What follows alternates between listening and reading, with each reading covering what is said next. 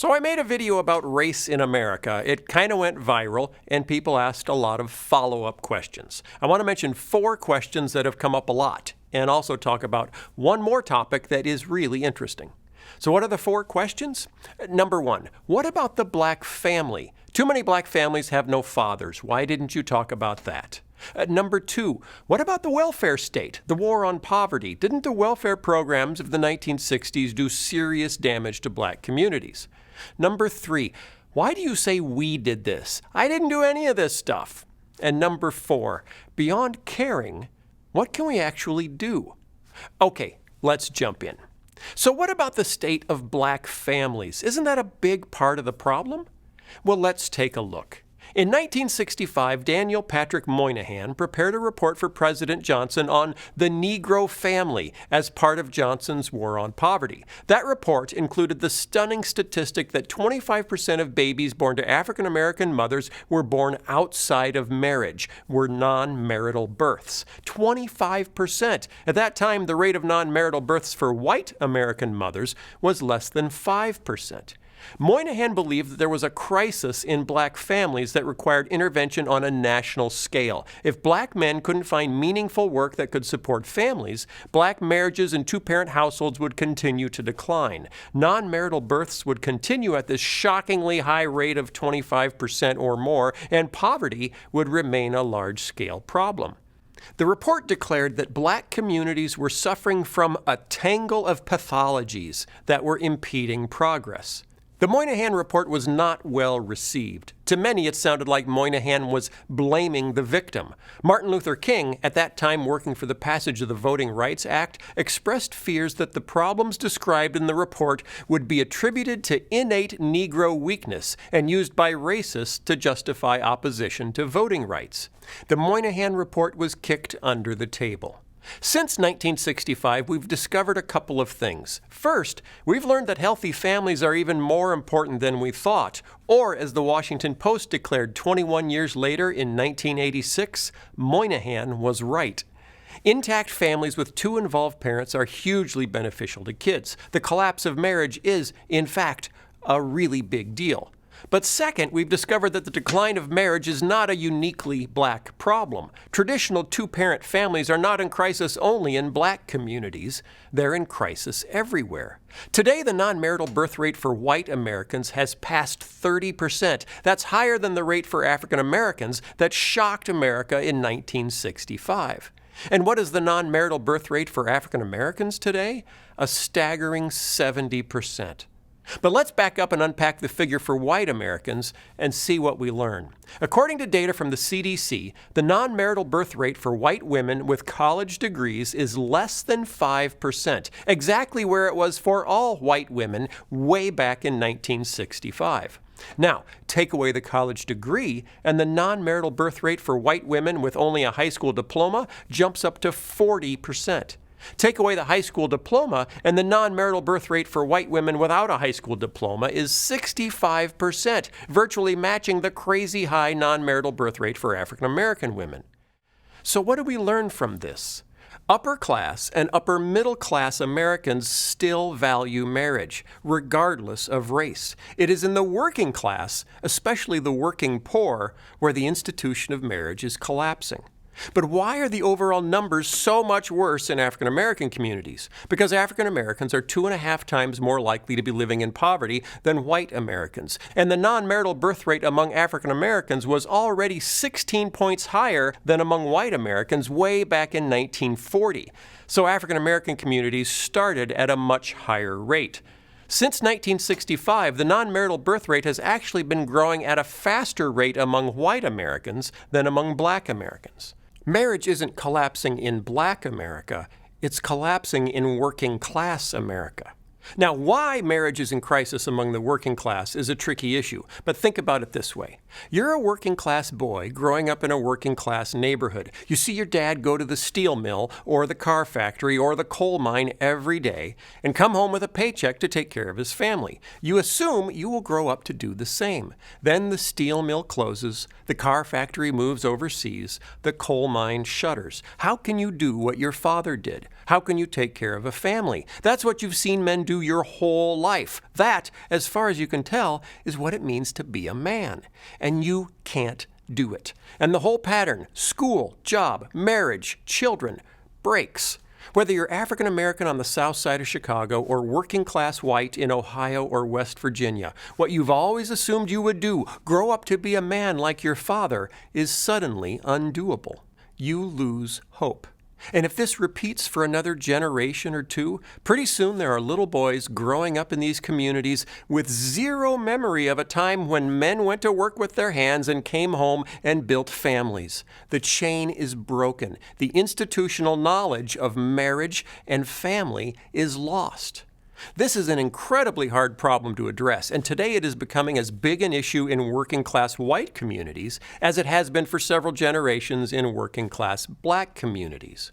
Without the hope of being able to support a family, men give up on the idea of fatherhood, and families collapse. When the Moynihan Report was issued in 1965, just as Dr. King feared, many Americans took it as a sign that African Americans were somehow morally inferior, irresponsible. They've abandoned God's design for families, we said, and now they're suffering the consequences. Was there something unique about African American morality that created the breakdown of families? Interestingly, there's another ethnic group in America that matches African Americans on almost every metric. Unemployment for this group is even higher. Non-marital births are nearly as high. Single-parent homes nearly as high. What ethnic group is it? Native Americans. Think about it. These are the only two groups of people that weren't given a choice whether or not to live in white America. The only two groups that have been actively and consistently treated unjustly by European settlers since before there even was an America. And today they are the two groups whose communities are marked the most by poverty, unemployment, and addiction. Is it just a coincidence that we see the most dramatic breakdown of family structure in the two communities that have faced the most historic injustice? The other reason I didn't bring up family structure in my video on race is because on the surface it seems like an easy fix. Simple. If you don't want to be poor, get married. Do things in the right order. And there is truth in that. But what's killing families in working-class America, including white working-class America, isn't unwillingness to do things in the right order. It's hopelessness. Yes, two-parent families are much better for kids. The data on that is clear. But the root of the problem isn't irresponsibility. The root of the problem is that we have millions of men who do not believe they can do what their fathers and grandfathers did. Go to work, bring home a paycheck, support a family. The root of the problem isn't a loss of responsibility. It's a loss of hope. Children need dads, and dads need to believe they live in a society where it is possible for them to succeed. Moynihan's phrase, "a tangle of pathologies," is the most quoted line from his report on the black family. But he said something else that has been largely forgotten, something as true for Native Americans as it is for African Americans. 3 centuries of injustice have brought about deep-seated structural distortions in the life of the Negro American. The cycle can be broken only if these distortions are set right. 3 centuries of injustice have brought about deep-seated distortions that need to be set right. It's tempting to say, just get married and everything will be better. But undoing the impact of 3 centuries of injustice that was enforced by violence, is way more complicated than that. We need to resist overly simplistic solutions to very complicated problems. Second question, isn't the welfare state responsible for the mess we have today? I've had people point to the welfare policies of the 1960s, President Johnson's war on poverty, and say, that's why African Americans are poor. Or, that's why African Americans are unemployed. Or, that's why African American families fell apart. If the government hadn't tried to help, they'd be doing much better. Today, we sometimes use this to argue against any additional government intervention on behalf of black communities, because we tried it in the 60s and it only made things worse. So is it true? Did the war on poverty make things worse? Let's take those questions one at a time. The first one is easy. Did the welfare programs of the 1960s increase black poverty? Well, in 1959, the poverty rate for black Americans was 55%. More than half of all African Americans lived below the poverty line. By the end of the 1960s, after the implementation of Johnson's policies, the poverty rate for African Americans had dropped to 32%, almost by half. Now, that's not necessarily because of Johnson's policies. The 1960s was a decade of growth in American manufacturing and a period where many black Americans moved from low-paying agricultural jobs in the South to higher-paying factory jobs in the North. So the reduction in poverty isn't necessarily a result of the new policies, but the argument that the war on poverty increased poverty is plainly false. Did the war on poverty increase black unemployment? Well, that's really hard to say one way or another, since we didn't start keeping track of black unemployment until 1972, after the policies were in place. But since 1972, black unemployment has tracked fairly tightly with white unemployment, just typically twice as high. When white unemployment goes down, because the economy is growing, so does black unemployment, and vice versa, with the exception that recessions that affect white Americans generally affect black Americans much more. But there is no evidence in unemployment data that the welfare policies of the 1960s are responsible for higher black unemployment today. So what about family breakdown? Well, this one is trickier. Americans have always been rugged individualists. We've always believed that any able-bodied man should be able to provide for a family, and we tend to look down on men who can't. Because of this belief that men should be able to provide, most of the welfare policies of the 1960s were written with a no man in the house clause, meaning if a benefit was offered to a poor family, the family was immediately disqualified if there was an able-bodied man living in the household. The problem was that even though many black fathers were able-bodied, many were also poorly educated, and as unskilled manufacturing jobs began disappearing to the suburbs or overseas or to automation, there simply weren't enough jobs left that could allow an unskilled laborer to support a family. So if a black father was unable to find work that could support his family, the only way his wife and kids could receive assistance, surplus government cheese and peanut butter, for example, was if he literally walked out the door and abandoned them. This would be an example of unintended consequences, and yes, it probably did have an impact on the increase in single-parent households in working-class communities. But remember, the high non-marital birth rate that shocked America in 1965 was recorded before Johnson's welfare policies had gone into effect. Did the welfare programs of the 1960s have some unintended consequences that affected black families? Yes. Did they create the situation we find in black communities today? No. Most of the trends we see today were established before the war on poverty. The notion that inner-city African American communities were doing just fine until the government came along and messed everything up is entirely false. We forget sometimes that when Johnson launched the war on poverty, the majority of impoverished Americans were white.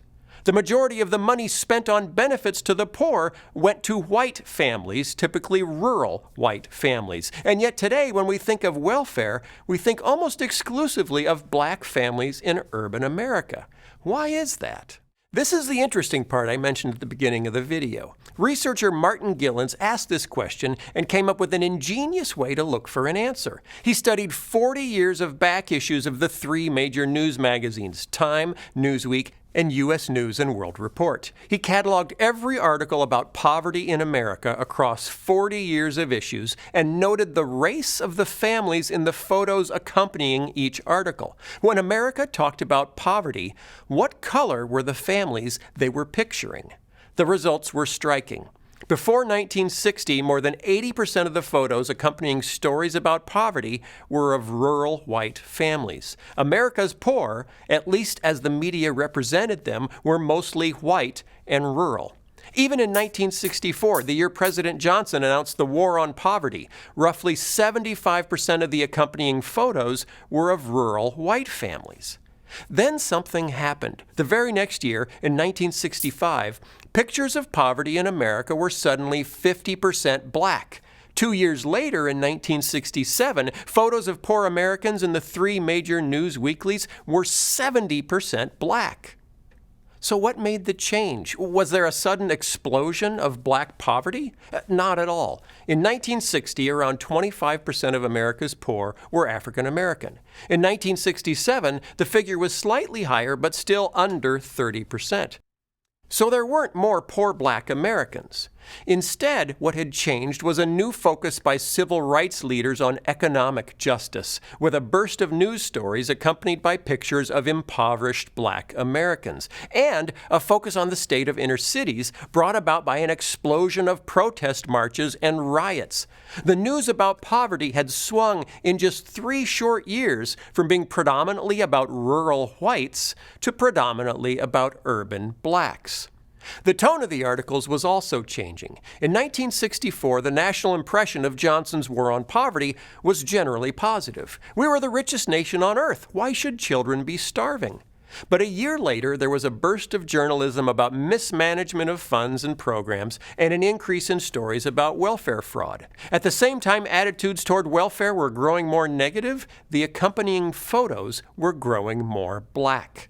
Politicians noticed changing attitudes toward welfare programs and jumped in.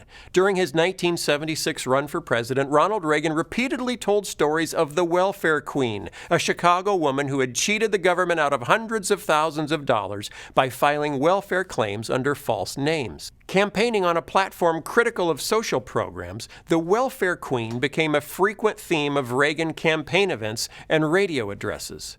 Even today, the term welfare queen brings to mind an African-American woman sitting home, having babies, and collecting checks. The true story of the woman Reagan was describing is a little different. The Chicago welfare queen was a woman named Linda Taylor, though no one knows if that was her real name since she used more than 30 aliases. In addition to defrauding the government through various elaborate welfare schemes, Linda Taylor is also believed to have stolen babies from hospitals to sell them and is suspected of having murdered at least 2 female acquaintances. So, far from a lazy grifter, Linda Taylor was actually a very sophisticated and very dangerous criminal. Oh, and according to the 1930 census records, she was white. Back to Martin Gillen's research. From 1970 through 1990, black Americans continued to make up roughly 60% of representations of poverty in the media, even though they seldom made up more than 30% of America's poor. There were exceptions, though, as in 1982 and 1983, when pictures of white families suddenly spiked all the way up to 70%. What happened in 82 and 83? The worst recession in a generation, combined with threatened cutbacks to social programs by the Reagan administration. Suddenly, middle-class families were falling into poverty with less of a safety net to help them. And who did editors choose to feature in photos to generate sympathy for these newly poor families? White families. As soon as the recession ended, journalistic focus returned to stories of wasteful spending and portrayals of poor urban black families. Poverty in America went back to being black. Why does this matter? Because poverty in America isn't a uniquely black problem. To this day, African American families make up less than 30% of America's poor and receive only about a third of government spending on poverty programs. 70% of our spending goes to white and Latino families. Yet when we think about helping the poor, we think of handouts to African American mothers with multiple kids and no husbands living in the inner city. Why? Because those are the images we've been shown over and over. And here's the sad reality of lingering racism in America. The more we think of poverty as a black problem, the less we want to help. It isn't us, after all, it's them. And very old tropes about African Americans being lazy and irresponsible, remember the vagrancy laws, rear their ugly heads to make us less compassionate about America's poor. And as Christians, called time and time again in Scripture to care for the poor, this is nothing less than tragic. Third question, and this one's short. Why do you say we did these things? I didn't do any of these things. I didn't own slaves or redline neighborhoods or push for mass incarceration. So what's with the we? We defeated Hitler. We put a man on the moon. We won the Cold War. We horribly mistreated Native Americans for centuries. Hey, wait, I didn't do that one. You didn't do any of those things. We love to take collective ownership for the great things America has done, and then completely reject any ownership of the terrible things America has done. The Bible talks about individual sin and individual repentance. As highly individualistic Westerners, we like that. We get it. It makes sense. But the Bible also talks about societal sin and societal repentance. Multiple times in the Old Testament, we see all of Israel, the people of God, called to repent for sins they did not all commit. In Daniel 9, we see Daniel repenting for the sins of his forefathers, sins he did not commit. In Nehemiah 1, we see Nehemiah doing the exact same thing. We don't like the idea of taking responsibility for sins we did not personally commit. It isn't very American, but it is very biblical. But you're making America sound like a terrible place. No, America is good and bad, virtuous and sinful, selfless and selfish. Why? Because America is us, and we are all those things. I am all those things. Let's own the problem together. That's how America has always accomplished big things. And finally, many people have asked, okay, this situation is depressing. I care. So what can I do? And the problem, the after effects of 400 years of racism, does seem too big to solve. But many things have been tried, and we know some of them work. For example, preschool. We know that access to free preschool has a dramatically positive effect on low-income children. Any effort to provide preschool to disadvantaged communities should be supported by all of us. It works. And that leads directly to education funding. When whites fled cities to the suburbs, we took our property taxes with us. We clustered into high-income mini-communities and funded extraordinary schools for our own kids, leaving chronically underfunded schools behind for minority kids. There have been many efforts at local, state, and national levels to try to balance funding between wealthy and poor school districts. We should support those efforts, even if they make our extraordinary schools ever so slightly less extraordinary. We need to support efforts to train more African American teachers. We mentioned in the last video that due to unconscious bias, gifted black students are half as likely to be recommended for gifted programs if their teacher is white. The presence of even one black teacher during the school years of a black student has a demonstrably positive impact on that student's educational outcome. Why are there so few black teachers? Because when schools were integrated in the 1950s and 60s, students were integrated, but teachers were not. Because many white parents refused to allow their children to be taught by black teachers, thousands of black teachers lost their jobs. The ranks of black teachers in America were decimated and have never fully recovered. We need to change that. We also need to support efforts to provide mentors and role models to low-income kids. We need to encourage, not penalize, marriage. And finally, there are little things that we can all do. In the Old Testament, Nehemiah was able to get Jerusalem's wall rebuilt because he was in a position where he could use his influence to make a difference. Some of us are in positions or have resources that allow us to make a difference too, not as saviors, but as allies. For example, my mother is a retired college professor. Our lives fell apart when I was 9 and my parents split up. For several years, we ended up living below the poverty line. But we had a house, and she was able to use that equity to move us to a suburb of Chicago with great schools and ample opportunity. Our house funded our second chance. Realizing how much home ownership had helped us, she recently wrote a check from her retirement fund that gave an underprivileged family in one of Chicago's poorest neighborhoods the down payment towards their first house. Our church was so inspired by that idea that they're setting up a program partnering with an inner city ministry to do the same thing on a larger scale. Not saviors, allies. A home, an education, an opportunity changes the course of a family. Change the course of enough families, and you can change the course of a community.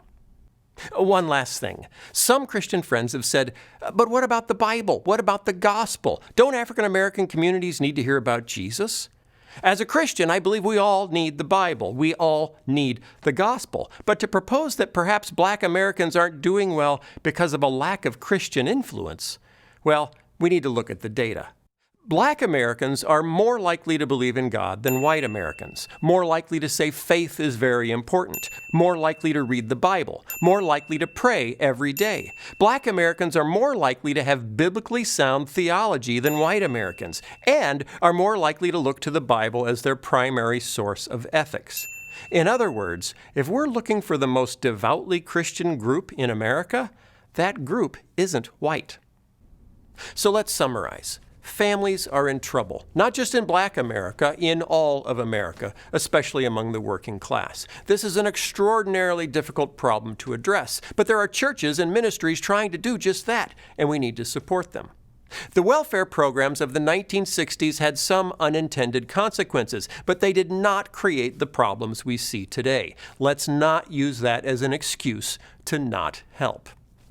I say we did this because those of us in the majority have been in the majority since the very beginning. The policies that created inequality came from the majority, and any big changes needed to address that inequality will need the support of the majority. That's us.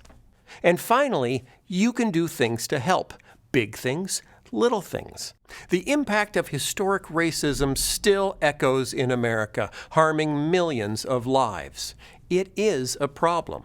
Let's make it our problem, and let's do something about it.